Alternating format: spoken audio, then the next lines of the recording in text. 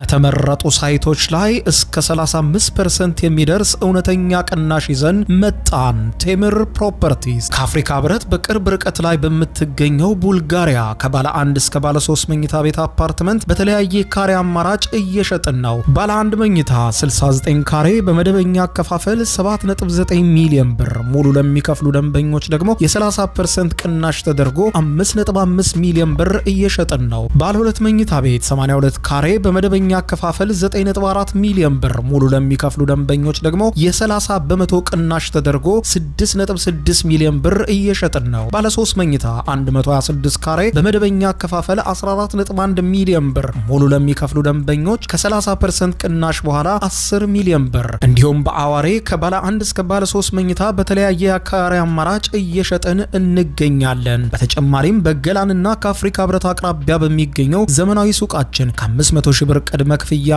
ከ2.5 ሚሊዮን ብር ጠቅላላ ክፍያ ጀምሮ ሱቆችን እየሸጥን ነው። ይምጡ። የማስረከቢያ ጊዜያችን 3 ዓመት ነው። ለበለጠ መረጃና ለሳይት ጉብኝት በ0910 47 38 79 ወይም በ0991 81 33 32 ላይ ሃሎ ይበሉን። ቴምር ፕሮፐርቲስ።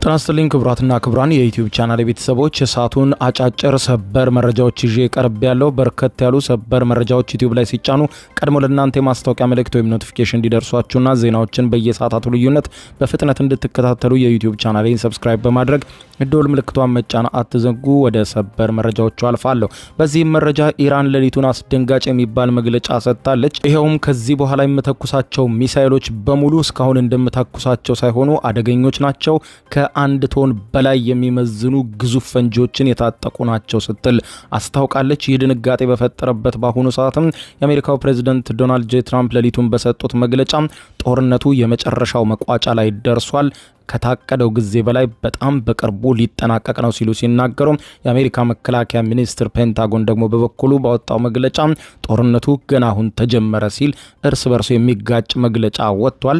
ይህንንም ተከትሎ ጋዜጠኞች ጥያቄ አቅርበዋል፣ ትራምፕም መልሰዋል። እንዲሁም ትራምፕ ለአዲሱ የኢራን መንፈሳዊ መሪ የሚያስተላልፉት መልእክት አለ ወይ ተብለው ተጠይቀው ነበር። ምን መለሱ? በዝርዝር የማስደምጣችሁ ሲሆን እንዲሁም አሁን ያለውን ውስብስብ ቀውስ እንዴት ይፈታ የሚለውን ጉዳይ በተመለከተ የአሜሪካው ፕሬዝዳንት ዶናልድ ጄ ትራምፕ ወደ ሩሲያው ፕሬዝዳንት ቭላዲሚር ፑቲን መደወላቸው ተሰምቷል። ፑቲንና ትራምፕ በስልክ ከ1 ሰዓት በላይ መወያየታቸው የተዘገበ ሲሆን የኢራንን ቀውስ እንዴት እንፍታ የሚለውን ለመጠየቅ ነው ትራምፕ ወደ ፑቲን የደወሉት ወይ የሚለው ጉዳይም እንዲሁ ዓለም አቀፍ መገናኛ ብዙሃን በስፋት እያነጋገረ ቀጥሏል። ይህንን ክፍተትም ሩሲያ ለመጠቀም እየሞከረች እንደሆነ የተዘገበ ሲሆን በተለይም የተጣሉባት ማዕቀቦች ከተነሱ ኢነርጂ እንደምታቀርብ፣ ነዳጅ እንደምታቀርብ እየገለጸች ትገኛለች። ውጥንቅጡ በወጣበት በአሁኑ ሰዓት የነዳጅ ዋጋ በከፍተኛ ቁጥር እየናረ ነው። ቱርክ ማስጠንቀቂያ በመስጠት ላይ ትገኛለች። ዝርዝር መረጃዎችን አስደምጣችኋለሁ፣ አብረን እንከታተለው። በቅድሚያም ኢራን ሌሊቱን አስፈሪ የሚባል መግለጫ ስትሰጥ የአሜሪካው ፕሬዝዳንት ዶናልድ ጄ ትራምፕ ደግሞ ጦርነቱ በጣም በቅርቡ ሊጠናቀቅ ነው ሲሉ አስታወቁ። ኢራን ዛሬ ሌሊቱን ባወጣችውና በርካቶችን ባስደነገጠው መግለጫ ካሁን በኋላ የምተኩሳቸው ሚሳኤሎች አይነት ተለውጧል ያለች ሲሆን ካሁን በኋላ የምንተኩሳቸው ሚሳኤሎች እስካሁን እንዳሉት አይደሉም፣ ከ1 ቶን በላይ ፈንጂ የሚሸከሙ ናቸው ስትል አስታውቃለች። የኢራን አብዮታዊ ዘብ የአየር ጠፈር አዛዥ የሆኑት ማጂድ ሙዛቪ በሰጡት መግለጫ ኢራን ከአሁን በኋላ እስካሁን ያሉትን ሚሳኤሎች መተኮስ ታቆማለች በማለት ገልጸው ከዚህ በኋላ የምንተኩሳቸው ሚሳኤሎች በሙሉ ከ1 ቶን በላይ የሆኑ ግዙፍና አውዳሚ ሚሳኤሎችን ነው የምንተኩሰው ብለዋል። ይህንን ውሳኔ ኢራን የምትሰነዝረውን ጥቃት ምን ያህል ከፍተኛ ጥፋት ሊያደርስ እንደሚችልና ወታደራዊ ግጭቱን ወደ ከፋ ደረጃ ሊያሸጋግረው እንደሚችል የሚያሳይ ነው ተብሏል። የኢራን ኢንተርናሽናል ዘገባ እንደሚያመለክተው አዛዡ አክለውም ወደፊት የሚከናወኑ የሚሳኤል የሚሳኤል ጥቃቶች የሞገድ ስፋታቸው እንዲሁም መጠናቸው በእጅጉ እንደሚጨምር ገልጸው ጥቃቶቹ በስፋትና ኃይል የታጀቡ እንደሚሆኑ በመጠቆም ኢራን ለማንኛውም ወታደራዊ ግጭት ያላትን ዝግጁነት የጥቃትን አቅሟንና ብቃቷን በመላው ዓለም ታሳያለችም ሲሉ ገልጸዋል። ይህ በዚህ እንዳለ የአሜሪካው ፕሬዝዳንት ዶናልድ ጄ ትራምፕ ሌሊቱን በሰጡት መግለጫ እንዳስታወቁት ከሆነ ወታደራዊ ግጭቱ ከኢራን ጋር ሊቋጭ ነው ሲሉ ዛሬ ሌሊቱን አስታውቀዋል። የዩናይትድ ስቴትሱ ፕሬዝዳንት ዶናልድ ጄ ትራምፕ በኢራን ላይ እየተካሄደ ያለው ወታደራዊ ዘመቻ ግቡን እየመታ መሆኑን በዛሬው ዕለት ሌሊት ለጋዜጠኞች ገልጸው ጦርነቱ ወደ መደምደሚያው መቃረቡን በይፋ አስታውቀዋል። ፕሬዝዳንቱ በሰጡት መግለጫ ባለፉት ቀናት በተወሰዱ የተቀናጀ ወታደራዊ እርምጃዎች የኢራን የመከላከያ አቅም በከፍተኛ ሁኔታ አዳክመነዋል ያሉ ሲሆን በተለይም የሀገሪቱ የባህር ኃይልና የአየር ኃይል መዋቅሮች በከፊልም ሆነ በሙሉ መፈራረሳቸውን ገልጸዋል። ፕሬዝዳንት ትራምፕ ከሩሲያው ፕሬዝዳንት ቭላዲሚር ፑቲን ጋርም በጉዳዩ ላይ ውጤታማ የስልክ ውይይት ማድረጋቸውን መገናኛ ብዙሃን ዘግበዋል። ትራምፕ ከፑቲን ጋር ባደረጉት የስልክ ውይይትም የኢራንን ቀውስ በአጭር ጊዜ ውስጥ ለመፍታት የሚያስችሉ ስትራቴጂካዊ መፍትሄዎች ላይ መክረዋል ተብሏል። ትራምፕ ስለምን ወደ ፑቲን ደውለው ወታደራዊ ግጭቱን እንዴት ሊፈታ የሚለውን ጉዳይ ከፑቲን ጋር መወያየታቸው ለምን እንዳስፈለገ ከጋዜጠኞች ተጠይቀው ጉዳዩን ሳይመልሱ አልፈውታል። ሁለቱ ሀያላን ሀገራት በቀጠናው ሰላምን ለማስፈን በጋራ ለመስራት መስማማታቸውን ትራምፕ አስታውቀዋል። ከትናንት በስቲያ ኢራን አያቶላ ሙጅታባ ኻሜኒ አባታቸውን አያቶላ አሊ ካሚኒን ተክተው የሀገሪቱ አዲስ ጠቅላይ መሪ መሆናቸውን ይፋ አድርጋለች። ፕሬዝዳንት ትራምፕ ስለዚህ ጉዳይ ተጠይቀው ነበረ። ለእርሳቸው የማስተላልፈው ምንም አይነት መልእክት የለኝም ፈጽሞ ያሉ ሲሆን ሀገሪቱን እንዲመራ ፈጽሞ አልፈቅድም፣ በአይምሮዬ ግን ሀገሪቱን እንዲመራ ለኢራን ቀጣይ መሪ የሚሆን ሰው እንዳለ አስባለሁ፣ የማስበውን ሰው ግን አልነግራችሁም ብለዋል። ከዓለም የነዳጅ አቅርቦት ውስጥ 20 በመቶ የሚያልፍበት የሆርሙዝ የባህር ወሽመጥ የንግድ መርከቦች እንቅስቃሴ በአሁኑ ወቅት ሙሉ በሙሉ በሚባል ደረጃ ቆሟል። ፕሬዝደንቱ አሜሪካ በወሽመጡ ላይ ብዙ ነገር ማድረግ እንደምትችል ገልጸው ኢራን ይህንን የውሃ መስመር የምታስተጓጉል ሆና ከቀጠለች ከባድ ማስጠንቀቂያ ደርሷታል ሲሉ ገልጸዋል። ሊተኩሱ የሚችሉትን ሁሉ ተኩሰዋል። ከዚህ በኋላ ምንም አይነት አዲስ ሙከራ ባያደርጉ ይሻላቸዋል፣ ካልሆነ ግን የሀገሪቱ መጨረሻ ይሆናል፣ ኢራንን አፈርሳታለሁ ሲሉ ዝተዋል። ስሟንም ዳግም እንዳትሰሙ አድርጌ ነው የማጠፋት ሲሉ ነው የዛቱት ትራምፕ በጦርነቱ መጀመሪያ ላይ ጦርነቱን ለማጠናቀቅ 1 ወር ገደማ ሊፈጅ እንደሚችል ተናግረው የነበረ ሲሆን ሆኖም ግን ከኤቢሲ ኒውስ ጋር ዛሬ ሌሊቱን ባደረጉት ቃለ መጠይቅ እንደተናገሩት ከታቀደው የጊዜ ሰሌዳ በጣም ቀድመናል ብለዋል። ይሁን እንጂ ፕሬዝደንቱ ጦርነቱን በአብዛኛው ተጠናቋል ባሉበት በዚሁ በዛሬው ዕለት ሌሊት ኢራን በርካታ ሚሳኤሎችን እየተኮሰች ያደረች ሲሆን የአሜሪካ መከላከያ ሚኒስትር ፔንታጎን በማህበራዊ ትስስር ገጹ ላይ ገና መዋጋት መጀመራችን ነው፣ ምንም አይነት ምህረት የለም፣ ወደፊት እንቀጥላለን ሲል አስታውቋል። በሌላ በኩል ኢራን ለአውሮፓ ጠበቅ ያለ ማስጠንቀቂያ የሰጠች ሲሆን በኢራን ላይ ለምትሰነዝሩት ማናቸውም ጥቃት ተባባሪ እንኳን ብትሆኑ ዋጋ ትከፍላላችሁ ብላለች። ኢራን የአውሮፓ ሀገራት ከአሜሪካና ከእስራኤል ጎን በመሰለፍ ሀገሪቱ ላይ በሚሰነዘር ማናቸውም ወታደራዊ እርምጃ በቀጥታ የሚሆን በተዘዋዋሪ የሚሳተፉ የአውሮፓ ሀገራት ከሆነው ህጋዊ የጥቃት ኢላማችን ሆነው ጥቃታችን ይሰነዝርባቸዋል፣ ክንዳችንም ያርፍባቸዋል ብለዋል።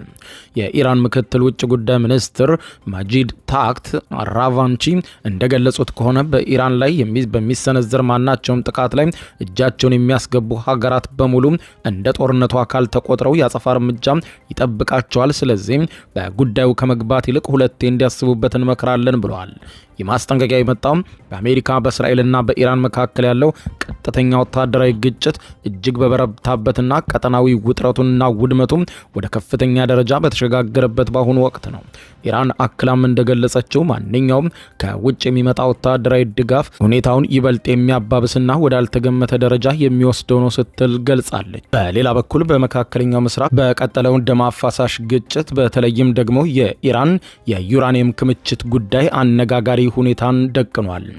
ጥቃት ማድረስ የቀጠለችው ኢራን እንዲሁም በአሜሪካና በእስራኤል የተቀናጀና ከባድ ጥቃት በርካታ መሰረተ ልማቶቿ የወደሙት የመሳሪያ ፋብሪካዎቿና የነዳጅ ማጠራቀሚያ ታንከሮቿም ከጥቅም ውጪ የሆኑባት ኢራን በአሁኑ ሰዓት አከማችታ የምትገኘው የዩራኒየም ጉዳይ አሳሳቢ እንደሆነ ተመልክቷል። የተጣራው የዩራኒየም ክምችት በስፋት መኖሩን የዘገበው ኒውዮርክ ታይምስ የአሜሪካ የደህንነት ተቋማት በኢራን ባለፈው ዓመት በሐምሌ ወር ብቻ በተቀሰቀሰው የ12 ቀናቱ ጦርነት ወቅትም አሜሪካም በተለይም ኢስፋሃን በተባለው ግዙፍ የኒውክሌር መሰረተ ልማት ላይ በፈጸመችው ጥቃት ምክንያት የዩራኒየም ክምችቱ እንዲወድም መደረጉ ሲገለጽ የቆየ ቢሆንም አሁንም ድረስ የተጣራ ዩራኒየም ጥብቅ በሆነ መልኩ ኢስፋሃን በተባለው ጣቢያ እንደሚገኝና የኢራን መንግስት ወይም ሌሎችም ኃይሎች ይህንኑ የዩራኒየም ክምችት ለመውሰድ ይሞክራሉ በሚል በቅርብ ርቀት ክትትል እያደረጉ መሆናቸውን ተዘግቧል። ለአሜሪካ የደህንነትና የስለላ ተቋማት ቅርብ የሆኑ ምንጮቼ ሲል ኒውዮርክ ታይምስ የገለጻቸው ባለስልጣናት አሜሪካን በአሁኑ ወቅት በኢራን ከተፈጸመው ጥቃት ወዲህ በኒውክሌር ጣቢያው አካባቢ ያለው ሁኔታን በቅርበት እየተከታተለች መሆኑንና የተቋሙ ሰራተኞችም ወደዚህ ጣቢያ በመግባት የዩራኒየም ክምችቱን ለመውሰድ ወይም ለማሸሽ ጥረት የሚያደርጉ አካላት ካሉ በቀን ለ24 ሰዓታትና በሳምንት ለ7 ቀናት በተጠንቀቅ በመጠባበቅና በመከታተል ላይ መሆናቸውን የጠቆመው ዘገባው የዩራኒየም ክምችቱ በጋዝ መልክ መቀየሩንና በጣሳ አማካኝነት ታሽጎ መቀመጡን እንደሚነገር በመጠቆም በአሁኑ ወቅትም የኢስፋሃን የኒውክሌር ጣቢያ በአሜሪካውያን የስለላ ሰራተኞች ከፍተኛ ክትትልና ቁጥጥር እየተደረገበት ይገኛል ሲል የኢራን መንግስትን ጨምሮ ወደዚህ ጣቢያ በመጠጋት የዩራኒየም ክምችቱን ለመውሰድ ወይም ለማሸሽ የሚሞክር አካል ካለ እርምጃ ለመውሰድ 24 ሰዓት በተጠንቀቅ ላይ መሆናቸውንም አመልክቷል።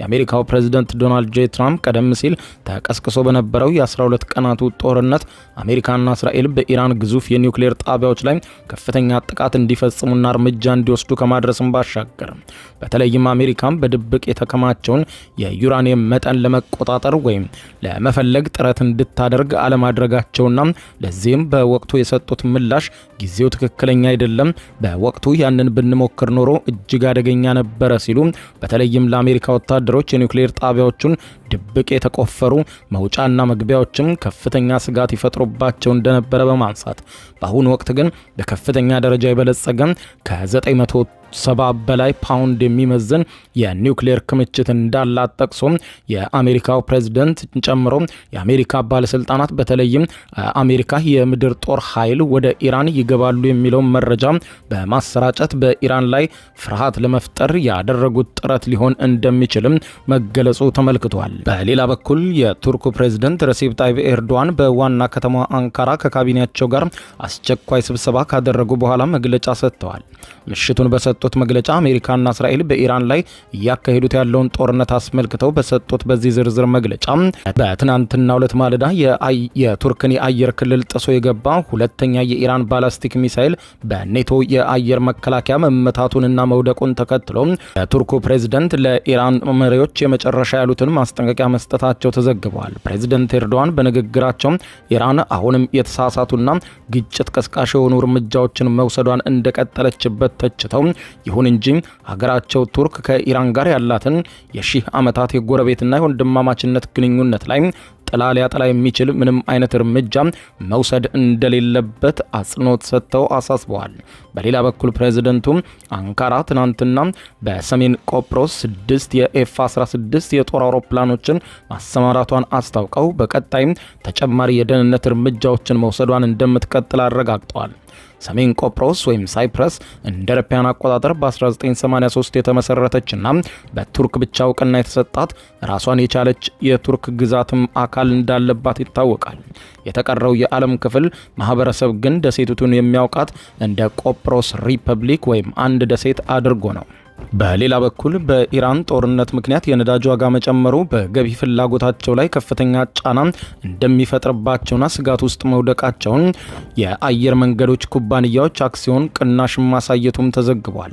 የስቶክ ገበያ መደበኛ ሰዓቱን ከመከፈቱ በፊት በተደረገ የንግድ ልውውጥ የዴልታ ኤርላይንስ፣ የአላስካ ኤርላይንስ እና የአሜሪካ ኤርላይንስ አክሲዮኖች እያንዳንዳቸው በ3 በመቶ ገደማ የቀነሱ ሲሆን የዩናይትድ ኤርላይንስ እና የሳውዝ ዌስት ኤርላይንስ አክሲዮኖች ደግሞ በ2 በመቶ ቅናሽ አሳይተዋል። በተያያዘ ዜና ለአሜሪካና ለሌሎችም ሀገራት ነዳጅ በማቅረብ የምትታወቀው ሳውዲ አረቢያ የነዳጅ ምርቷን ለመቀነስ መገደዷን ይፋ አደረገች። ለዚህ ወሳኙ ምክንያት ደግሞ በዓለም አቀፍ ደረጃ ለነዳጅ ዝውውር እጅግ ወሳኝ የሆነው የሆርሙዝ ሰርጥ ባለው ጦርነት ምክንያት በኢራን በመዘጋቱ ለመርከብ ጉዞ ደግሞ አስቸጋሪና ፈታኝ ሆኗል በማለት ነው። መካከለኛው ምስራቅ የተቀሰቀሰው ጦርነት የሆርሙዝ ሰርጥ ለንግድ መርከቦች ፈታኝ እንዲሆን አድርጎታል። ሳውዲ አረቢያ በቀን ከ7 ሚሊዮን በርሜል በላይ ነዳጅ ለዓለም ገበያ የምትልከው በዚሁ መስመር የነበረ ቢሆንም አሁን ግን መርከቦችን ማለፍ ባለመቻላቸው ነዳጁ ሳይላክ እየተከማቸ እንደሆነ ገልጻለች። የተመረተ ነዳጅ የሚቀመጥባቸው ታንከሮች በፍጥነት እየሞሉ በመሆናቸው ምክንያት አዲስ የሚመረት ነዳጅ የሚቀመጥበት ቦታ ስለጠፋ ምርቱን ለመቀነስ እንገደዳለን ብላለች። ኩዌት፣ የተባበሩት አረብ ኤሚሬትሶች፣ ኢራቅም በተመሳሳይ ምክንያት ምርታቸውን መቀነሳቸው ታውቋል። ሳውዲ አረቢያ ደግሞ በሆርሙዝ ሰርጥ ምትክ ነዳጇን በየብስ በኩል ወደ ቀይ ባህር ያምቡ ወደብ በመውሰድ ለመላክ እየሞከረች እንደሆነም ተዘግቧል። ነገር ግን በዚህ በኩል ያለው የማስተላለፊያ መስመር በሰርጡ በኩል የሚላከውን ያክል ከፍተኛ መጠን የመሸከም አቅም የለውም። በዚህም ምክንያት አሁንም ከፍተኛ መጠን ያለው ነዳጅ ለገበያ መቅረብ እንዳልቻለም ተገልጿል። ይህ ክስተት በዓለም ኢኮኖሚ ላይ ከፍተኛ መናወጥ እንደሚያስከትል ተንታኞች የሚገልጹ ሲሆን የነዳጅ ዋጋ በበርሜል $100 በላይ ዘሏል። የጂ7 ሀገራት የነዳጅ ዋጋን ለማረጋጋት የራሳቸውን የአደጋ ጊዜ ክምችት ወደ ገበያ ለማውጣት እየሞከሩ እንደሆነ ተዘግቧል። የሆርሙዝ ሰርጥ በዓለም ላይ ካለው የነዳጅ ዝውውር 20 በመቶ የሚሆነውን የሚስተናገድበት ወሳኝ መስመር በመሆኑ መዘጋቱ ለረጅም ጊዜ ከቀጠለው የዓለም አቀፍ የነዳጅ እጥረት ጋር አብሮ ዓለምን ከፍተኛ ቅርቃር ውስጥ የከተተ ፈተና ደቅኗል። ከዚህ ቀደም የነዳጅ ዋጋ ጣራ የነካው $100 በላይም አልፎ የነበረው እንደ አውሮፓውያን አቆጣጠር በ2022 መጀመሪያ ላይ ሩሲያ ዩክሬንን በወረረችበትና ጦርነት በተቀሰቀሰበት ጊዜ ነበር።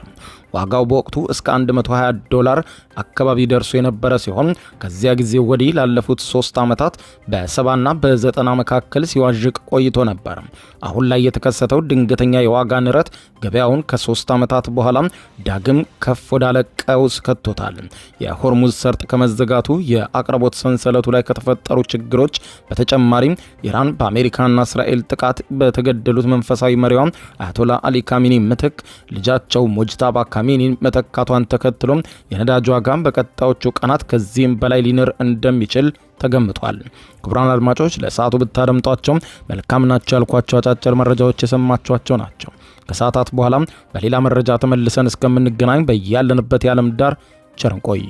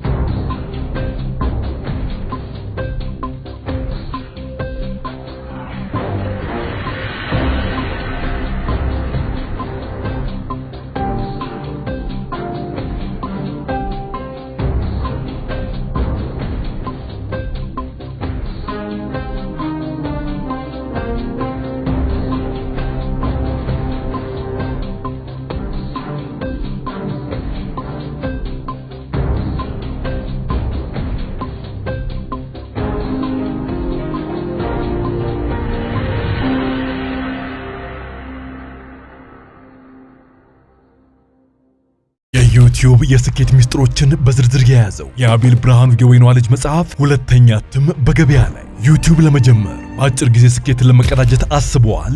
ዩቲዩብ ብጀምር ስንት ብር አገኘሁም ብሎ አስበዋል? እንግዲያውስ በዩቲዩብ 2 የወርቅ 3 የብር ሽልማቶችን ያገኘው የአቤል ብርሃኑ የወይኗ ልጅ የዩቲዩብ ሚስጥሮች መጽሐፍ በዝርዝር ሁሉንም ያብራራሉታል። ዛሬውኑ ገዝተው ህልሞን እውን የሚያደርጉበትን የዩቲዩብ የስኬት መንገድ ይጀምሩ። በሀገር ቤት አከፋፋይ አዲስ አበባ ሜክሲኮ ኮሜርስ መጽሐፍት መደብር።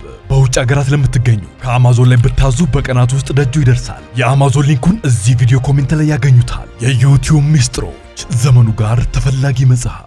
ከተመረጡ ሳይቶች ላይ እስከ 35% የሚደርስ እውነተኛ ቅናሽ ይዘን መጣን።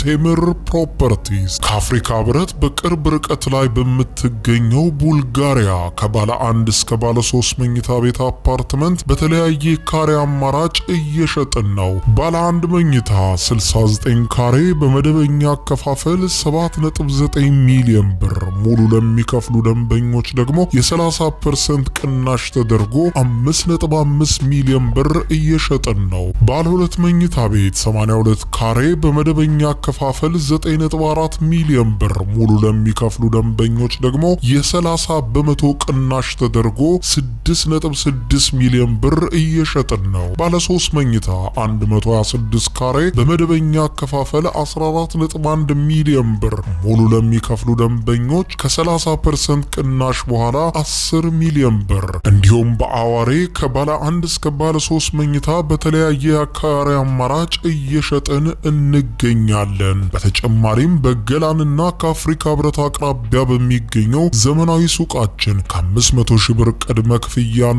ከ2.5 ሚሊዮን ብር ጠቅላላ ክፍያ ጀምሮ ሱቆችን እየሸጥን ነው። ይምጡ።